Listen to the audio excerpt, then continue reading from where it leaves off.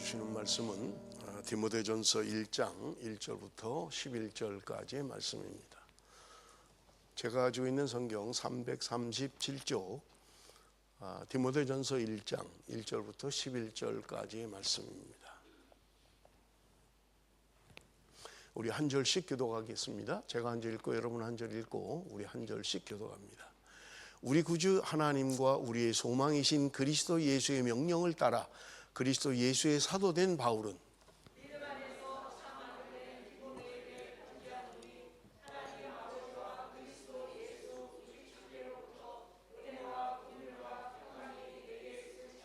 내가 마게도냐로 갈 때에 너를 권하여 에베소에 머물라 한 것은 어떤 사람들을 명하여 다른 교훈을 가르치지 말며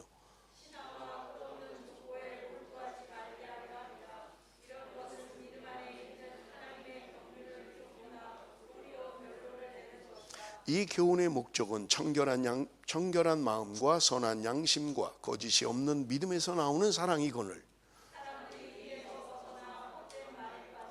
율법의 선생이 되려 하나 자기가 말하는 것이나 자기가 확증하는 것도 깨닫지 못하는도다.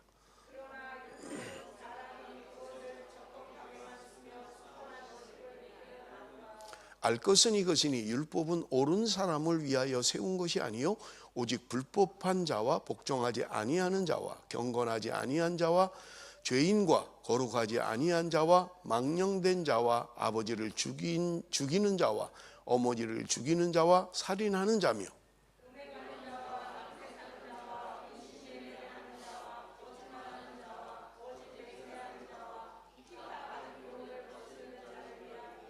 이 교훈은 내게 맡기신 바 복되신 하나님의 영광의 복음을 따름이니라. 아멘. 우리 지난주부터 11월 우리 새롭게 말씀을 시작하는데 디모데전서, 디모데후서 우리가 계속해서 묵상으로 함께 은혜를 나누고 있습니다. 여러분 신약이 27권인데 그 중에 바울이 쓴 서신이 13개예요. 바울이 참 많이 썼죠. 신약의 거의 절반을 바울이 썼으니까요. 그런데 바울 서신 가운데 일반적인 서신도 있지만 특별히 후대에 분류하기를 옥중서신이다 그렇게 분류하는 것들이 있어요. 바울이 감옥에서 썼기 때문에 옥중서신이다 그렇게 이야기를 하는데 네 권이 바울 서신 13권 가운데 4권이 감옥에서 기록한 성경입니다. 그래서 에베소서, 빌립보서, 골로새서, 빌레몬서 4권이 감옥에서 썼다. 그래서 옥중서신이다. 그렇게 이야기를 하고요. 바울의 서신 가운데 목회서신이라는 게 있습니다. 목회를 위하여 기록한 그런 편지인데 우리가 오늘 읽었던 디모데전서, 디모데후서, 그리고 디도서 이 3권이 바울의 목회서신입니다. 나머지는 일반 서신에 해당하는 것들이고요. 오늘 우리가 읽은 디모데전서는 바로 목회서신에 해당하는 그런 말씀인 것을 우리는 볼 수 있습니다. 바울이 2차 전도 여행 때에 에베소 교회를 세웠어요. 그리고 성경에 보면 바울이 에베소 교회에 3년간 목회했다고 성경은 기록하고 있는 것입니다. 바울의 전도 여행 가운데 가장 긴 시간을 에베소에 머물러 있었던 거예요. 여러분 그만큼 바울에게 있어서는 아주 애착이 가는 교회일 수밖에 없습니다. 짧게 있었던 게 아니라 바울의 전도 여행 가운데 가장 긴 시간을 에베소 교회에 할애한 것을 보면 바울이 얼마나 에베소 교회를 사랑하는가 하는 것을 우리는 알 수가 있는 것입니다. 오늘 본문 1절, 2절 우리 한번 같이 읽어봅니다. 1절, 2절 말씀 같이 읽도록 하겠습니다. 같이 시작.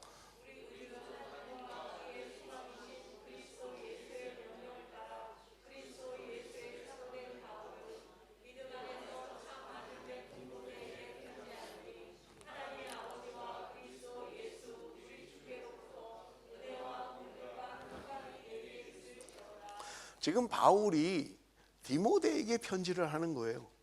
그런데 이 디모데를 바울은 뭐라고 그러냐면 참 아들 된 디모데 그렇게 이야기를 해요. 자기에게 참 아들이라는 거예요, 디모데가. 그러면 바울도 디모데를 잘 알지만 디모데 역시 바울을 잘 아는 거예요. 그런데 지금 불필요하게 이렇게 자기를 소개할 필요가 있을까? 바울이 지금 자기를 소개하는 거예요. 이건 이미 디모데가 다 알고 있는 거예요. 그럼에도 불구하고 이렇게 지금 편지 서두에 자기를 소개하고 있는 것은 뭐냐? 자기의 믿음의 고백이라는 거예요. 디모데가 나를 몰라서 지금 그러는 것이 아니라, 디모데가 내 신앙을 몰라서 내가 너한테 이렇게 말하는 게 아니라, 다 알고 있지만 자신의 믿음의 고백을 지금 바울은 하고 있는 것을 우리는 볼 수 있는 것입니다. 특별히 지금 그런 이야기하고 있는 것입니다. 예수 그리스도가 누구냐라고 하는 것을 편지 서두에 지금 이야기하고 있는 것을 우리는 볼 수 있어요. 우리의 구주, 구세주, 구원자, 지금 그것을 이야기하는 거예요. 우리의 소망이신 예수 그리스도를 이야기하고 있는 거예요. 죄송합니다. 하나님이 우리의 구주라고 바울은 지금 이야기해요. 예수 그리스도를 우리의 소망이라고 이야기하고 있는 것입니다. 구주라는 말은 주인이라는 말이에요. 하나님이 나의 주인입니다 라는 고백을 하고 있는 거예요. 내 삶의 주인이 하나님이라는 거예요. 예수 그리스도만이 나의 소망이라고 말씀하고 있는 것을 우리는 볼 수 있는 것입니다. 여러분, 바울의 이 신앙 고백을 우리도 할 수 있습니까? 여러분, 하나님이 나의 주인이 되십니까? 하나님이 나의 삶의 모든 것의 주인이 되시느냐 하는 거예요. 나는 혹시 주인을, 다른 것을 주인으로 모시고 있지는 않느냐 하는 것입니다. 그런데 바울은 지금 이야기합니다. 하나님만이 나의 주인이다. 예수 그리스도 그분만이 나의 소망이라고 이야기를 하고 있는 거예요. 오늘 우리의 소망이 예수 그리스도입니까? 여러분, 우리는 우리 자신에게 자문해 봐야 되고 대답을 해야만 합니다. 하나님이 참 나의 구주시라면, 하나님이 나의 주인이시라면, 여러분, 내가 지금 하고 있는 고민과 갈등과 근심과 염려를 왜 내려놓지를 못하는 겁니까? 우리의 생명마저도 주인 되신 하나님이 계신데 무엇을 그렇게 두려워한단 말입니까? 무엇이 나를 억누르고 있는 거예요? 무엇이 나를 지금 고통스럽게 하고 있느냐 하는 것입니다. 사랑하는 성도 여러분, 하나님은 나의 구주신 것을 믿습니다. 하나님이 나의 주인이라고요. 내 모든 것의 주인이에요. 그렇다면 우리는 두려워할 이유가 없어요. 이 땅을 살아가면서 두려워할 이유가 없다는 말입니다. 우리의 소망이신 예수 그리스도, 우리는 그분을 믿고 있는 거예요.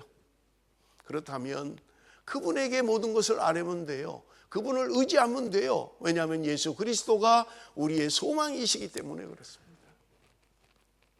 딴 걸 소망하니까 갈등이 자꾸 오는 거예요. 믿어야 할 분을 믿지 못하니까 자꾸 갈등이 오는 거예요.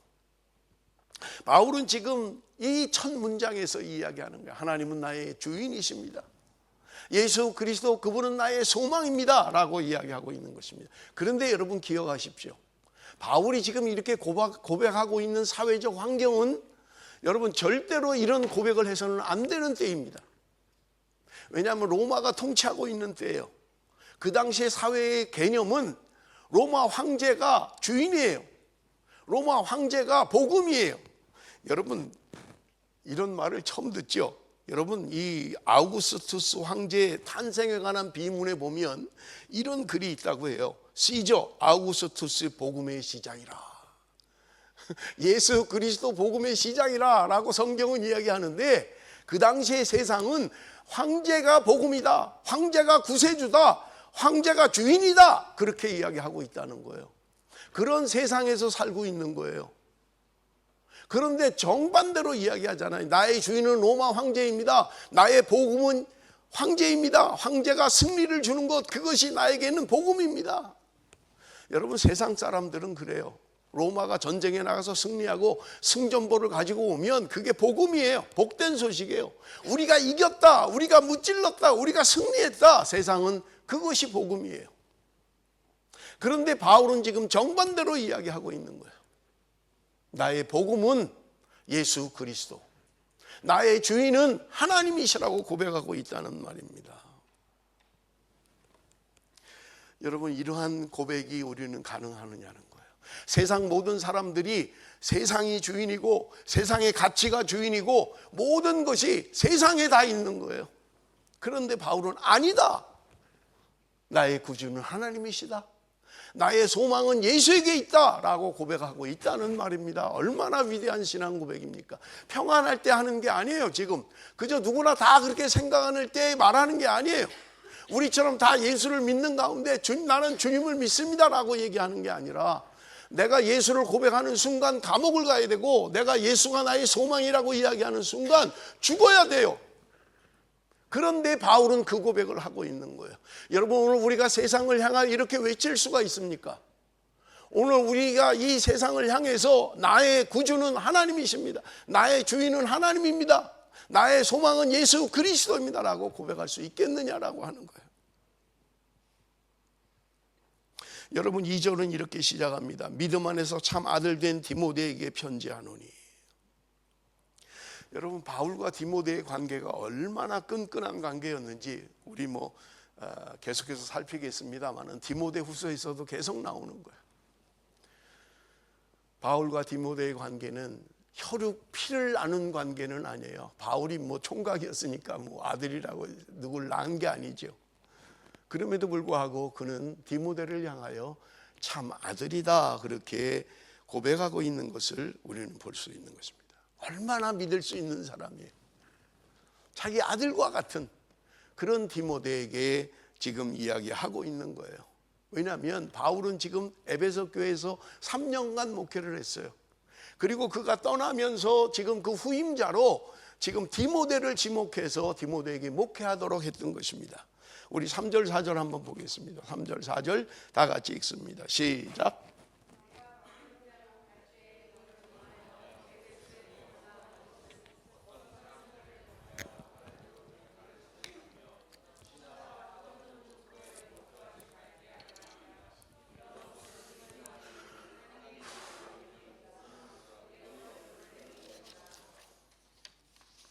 바울은 지금 자기의 목회지를 떠나면서 디모데에게 모든 것을 맡겼던 거예요. 그러면서 내가 떠나면서 너에게 이것을 맡기는 이유를 설명하고 있어요.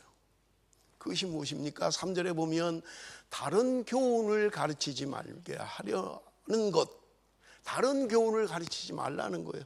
신화와 끝없는 족보에 몰두하지 말게 하려는 것이다 라고 바울은 분명하게 이야기하고 있는 것을 우리는 볼 수 있습니다. 여러분, 우리가 오늘 1절부터 11절까지 읽었습니다마는 3절에는 다른 교훈이다 라고 이야기하고 있는 반면에 10절에는 바른 교훈이라고 이야기하고 있습니다. 그래서 제가 오늘 설교 제목을 바른 교훈, 다른 교훈 그렇게 설교 제목을 정했습니다. 바른 것은 뭐고 다른 것은 뭐냐는 거예요. 그런데 지금 3절의 이야기를 다른 교훈을 가르치지 말라는 거예요. 여러분, 에베소서는 여러분 우리가 아는 것처럼 여러 번 지도도 받고 해서 알겠습니다만은 터키, 지금 현재 터키를 상상하시면 돼요. 터키 서부 지역에 자리 잡은 항구 도시입니다. 이 에베소 교회가요 상업의 중심지였고요. 아데미 여신이라고 하는 신전이 있는 아주 대단한 그런 곳이었던 것입니다. 에베소 건너편이 그리스고요, 동쪽으로는 인도까지 가는 교역로가 있었던 것입니다. 해상으로 이스라엘, 아프리카, 애굽으로 내려갈 수 있는 해상로가 있는 것이 에베소 항구였던 거예요. 교통의 요충지였던 것입니다. 그러니까 한때 아시아의 보고라고 불릴 만큼 아주 번창한 도시가 에베소 교회였던 것입니다. 번창한 것뿐만 아니라 종교적으로 타락하고요, 음란한 도시가 에베소였던 것입니다. 지금 그곳에 목회했던 바울이 지금 디모데에게 이야기하고 있는 것입니다. 그런데 바울이 에베소 교회를 떠날 때에 예언을 한 게 있어요.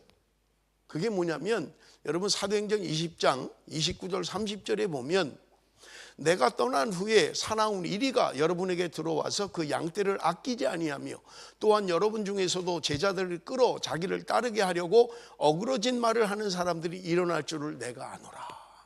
지금 떠나기 전에 바울이 한 이야기예요. 내가 떠나고 나면 사나운 이리가 여러분을 공격할 것입니다. 그래서 양떼를 물어뜯을 것이고 잡아먹을 것이고 힘든 일을 당할 것입니다. 여러분 중에서도 제자들을 끌어 자기를 따르게 하려고 어그러지는 말을 할 거라는 거예요. 이미 바울이 예견한 거예요. 내가 떠나고 나면 사나운 이리들이 여러분을 공격할 것입니다. 여러분 중에도 자기를 드러내려고 하고 맞지도 않는 말을, 어그러진 말을, 그저 엉터리 말을 만들어낼 것입니다 라고 이야기하고 있는 것을 우리는 볼 수 있는 것입니다. 당시 초대교회는요, 다른 복음을 전하는 자들 때문에 어려움을 겪고 있었던 것입니다. 다른 복음을 전하는 자들. 여러분, 갈라디아서 1장 6절에서 8절 우리 한번 좀 읽어봅니다. 다 같이 시작.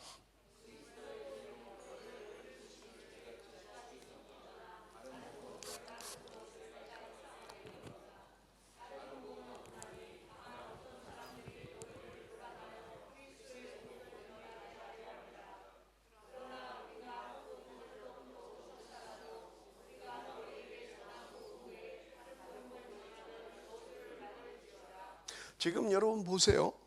여기 지금 갈라디아 교회도 마찬가지예요. 다른 복음을 따르는 것을 내가 이상히 여겼다는 거예요. 너무 쉽게 빨리 다른 복음을 따른다는 거예요. 에베소 교회도 마찬가지고요, 갈라디아 교회도 마찬가지고요. 초대교회가 어려움을 겪고 있었다는 거예요. 그것은 뭐냐? 다른 복음, 다른 교훈 때문에 어려움을 겪었다는 거예요. 여러분, 오늘날 교회가 여러분 얼마나 이단에 노출되어 있습니까? 비슷한 것 같은데 다른 것을 전하는 거예요. 복음을 전하는 것 같은데 뭔가 다른 거예요. 그래서 이단이라는 게 다르리 끝단 아니에요. 끝이 다른 거예요. 뭔가 시작은 비슷한데 달라요. 그런데 여러분, 성도들이 그 다른 것에 얼마나 현혹이 됩니까? 요즘은 인터넷에 얼마나 많이 떠돌아다니는지 몰라요. 근거도 없는 이야기들, 귀에만 좋게 하는 것들 얼마나 많은지 모릅니다. 여러분, 이상한 걸 보고 이거 좀 이상하다 하면 교육자한테 물어야 돼요. 이게 맞는 얘기인지.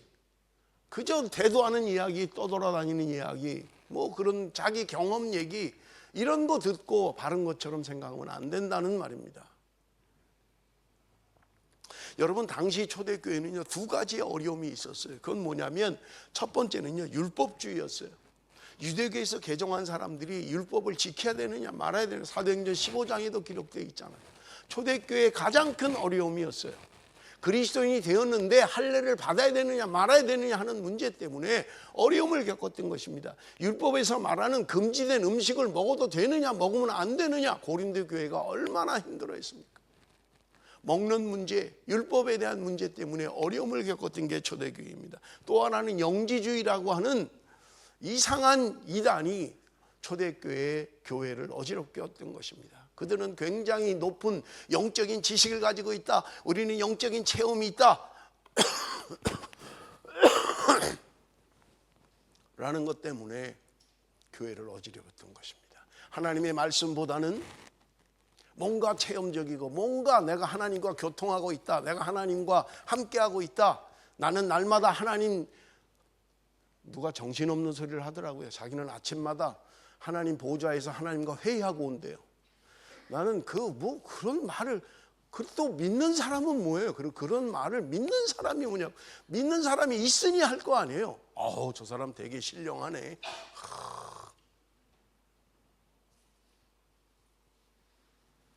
그래서 어떤 사람은 아주 타이틀에다가 다 써갖고 다녀요. 금식기도, 40일 금식기도, 3회 실시, 그럼 대단한 것처럼 하고 다녀요. 대단한 거 없어요. 죄송합니다. 저도 40일 금식기도를 했어요. 처음엔 좋더라고요. 한 달 만에요, 도루 땅에 떨어지더라고요. 인간은 어쩔 수가 없어요. 한 달은 좋았어요. 그런데 한 달 만에 땅에 떨어져 버려요. 똑같아지는 거예요, 그냥. 여러분, 우리가 날마다 나를 쳐서 복종시키지 않으면 40일 금식 아니라 무엇을 해도 마찬가지예요. 우리는 한 발 한 발 날마다 조금씩 하나님 앞에 가는 훈련이 필요하다는 말입니다. 여러분, 빌립보 감옥에서 간수가 바울에게 질문합니다. 선생님, 내가 어떻게 해야 구원을 얻을 수 있습니까? 그때 바울이 고백합니다. 사도행전 16장 31절에 주 예수를 믿으라, 그리하면 너와 내 집이 구원을 얻으리라. 예수를 믿어야 구원을 얻는 거예요. 예수를 믿어야 구원함을 받는 거예요. 다른 복음은 없습니다. 기독교 안에도 얼마나 이단들이 판을 치는지 몰라요. 교회를 가보니까 입구에다 신천지 아웃 이렇게 써놨더라고요. 교회마다 그거 붙여놨어요. 얼마나 판을 치면 신천지 들어오지 못하고 신천지 안 받는다고 그걸 써붙이고, 그렇다고 누가 내가 뭐 여기 신천지라고 붙이고 다니는 거 아니잖아요. 얼마나 교묘하게 교회 안에 들어와서 성도들을 어지럽히는지 몰라요. 바울이 그 많은 다른 교훈, 그것은 어떤 결과를 초래합니까? 4절 하반절에 보니까 이런 것은 믿음 안에 있는 하나님의 경륜을 이름보다 도리어 변론을 내는 것이라. 변론을 내는 거예요. 하나님의 뜻을 따르고 하나님의 뜻대로 하는 것보다 뭔가 논쟁하고 그저 말장난하는 거예요. 제가 성경 공부를 인도해 보면요, 별 질문을 다 해요. 그런데 한 번도 그 질문을 일주일 동안 묵상하는 사람을 못 봤어요.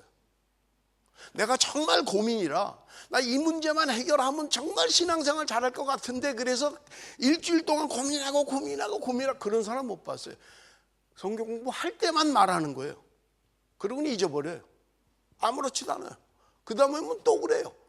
질문만 하는 거예요. 변론만 하는 거예요. 자꾸 다툼만 생기는 거예요. 여러분, 우리가 신앙생활에 보면 그런 분들이 있잖아요. 질문을 하는 것 괜찮아요. 저는 나쁘다고 생각하지 않아요. 해야 돼요.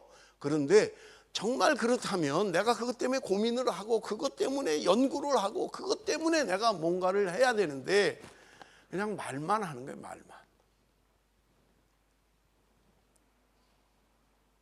여러분, 지금 초대교회에 바울이 있었던 이 초대교회가 그랬다는 말입니다. 여러분, 바른 교훈의 목적은 무엇입니까? 5절에서 7절 우리 한번 같이 읽어봅니다. 5절에서 7절 다 같이 시작.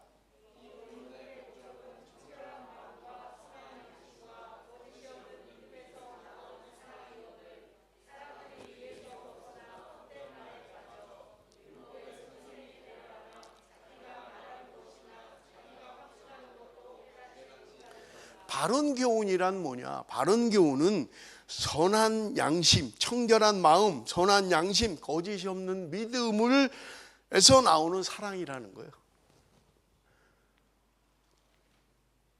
참된 바른 교훈, 바른 복음의 결론은 사랑이라는 거예요.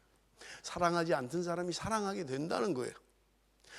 청결한 마음, 선한 양심, 거짓이 없는 것에 근거한 그 사랑, 그것이 바로 바른 교훈의 목적이라는 말입니다. 그렇다면 여러분, 내가 믿음이 있는가, 내가 바른 믿음으로 살아가고 있는가를 확증하는 건 뭐냐? 사랑을 테스트해 보면 돼요. 내가 정말 깨끗한 그런 사랑을 하고 있는가라고 하는 것입니다. 믿음이 굉장히 좋은 것 같은데, 신앙이 굉장히 좋은 것 같은데 누군가를 미워하고 있다든지 바르게 신앙생활 안 한다면 그 믿음은 점검해 보아야 된다는 말입니다. 내 속사람이 변화되어야만 합니다. 복음이라고 하는 것은 우리의 속사람을 변화시킵니다. 그러나 실천적 사랑으로 나가게 해야 된다는 말이에요. 내 믿음의 성장이 사랑으로 나가야 된다는 말이에요. 하나님을 사랑하고 이웃을 사랑하는 사랑으로 나가야 되는데 사랑으로 나가지 못하고 있다면 그 믿음은 점검해 보아야 된다는 말입니다. 율법의 목적이 뭐냐? 8절. 그러나 율법은 사람이 그것을 적법하게만 쓰면 선한 것임을 우리는 아노라. 바울과 디모데는요, 지금 율법을 부정하고 있지 않아요. 바르게만 쓰면 좋은 것이라고 이야기하고 있는 것을 우리는 볼 수 있는 것입니다. 여러분, 율법의 기능이 무엇입니까? 우리의 죄를 깨닫게 하는 거예요. 내가 구원받을 필요성이 있는 존재라는 걸 알게 해주는 것입니다. 하나님의 선한 뜻을 보여주는 게 율법이에요. 그래서 율법을 잘 사용하면 좋다는 거예요. 그런데 잘못 사용하면 나빠진다는 말입니다. 9절 10절 우리 한번 같이 읽어봅니다. 9절 10절 다 같이 시작. 잠깐만요. 9절 10절 다 같이 읽습니다. 시작.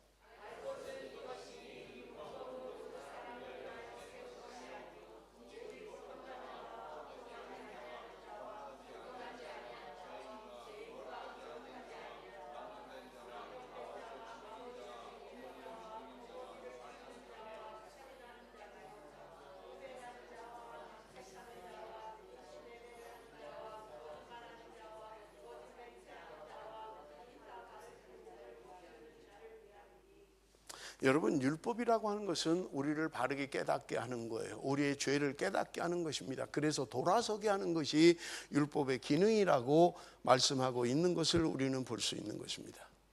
11절에 보니까 이 교훈은 내게 맡기신 바 복되신 하나님의 영광의 복음을 따릅니다. 세 번역으로 번역을 했는데요, 건전한 교훈은 복되신 하나님의 영광스러운 복음에 맞는 것이어야 합니다. 나는 이 복음을 선포할 임무를 맡았습니다. 하나님의 영광의 복음, 영광된 복음을 위해서 맞는 것이어야 된다는 말이에요. 건전한 교훈, 바른 교훈은 뭐냐? 복음에 맞는 것이어야 된다는 말입니다. 복음에 맞지 않는 것은 바른 것이 아니라고 말씀하고 있는 것입니다. 그렇다면 여러분, 오늘 우리의 신앙은 우리가 바른 교훈을 믿고 바른 복음을 받아들인 사람이라면 우리의 삶, 우리의 속사람이 바뀌어야 되고요, 그리고 우리는 실천적 사랑의 길로 나아가야만 하는 것입니다. 하나님 앞에 더 가까이 가야 된다는 말입니다. 여러분 기억하십시오. 다른 복음은 없습니다. 다른 교훈은 없어요. 오직 예수만이 복음이고 바른 교훈인 것입니다. 예수 그리스도를 믿을 때 우리는 구원함을 받고, 예수 그리스도를 믿을 때 우리의 속사람은 새로워지고 우리의 삶은 하나님 앞에 더 가까이 가게 된다는 말입니다. 아까도 읽었습니다만 사도행전 16장 31절, 제가 좋아하는 말씀 가운데 하나입니다. 이르되 주 예수를 믿으라. 그리하면 너와 내 집이 구원을 받으리라. 이 말씀은 오늘도 살아계신 말씀이고 저와 여러분에게 적용되는 말씀입니다. 오늘 우리가 예수 그리스도를 믿음으로 말미암아 하나님 앞에 더 가까이 가는 저와 여러분이 되시기를 바랍니다. 기도하겠습니다. 살아계신 아버지 하나님, 다른 복음이, 다른 교훈이 판을 치는 시대입니다. 이단들이 믿는 자라도 현혹하는 시대입니다. 아버지 하나님, 원하옵기는 말씀 위에 바로 설 수 있도록 은혜를 베풀어 주옵소서.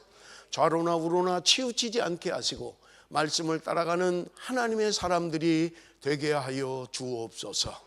예수님의 이름으로 기도드리옵나이다. 아멘.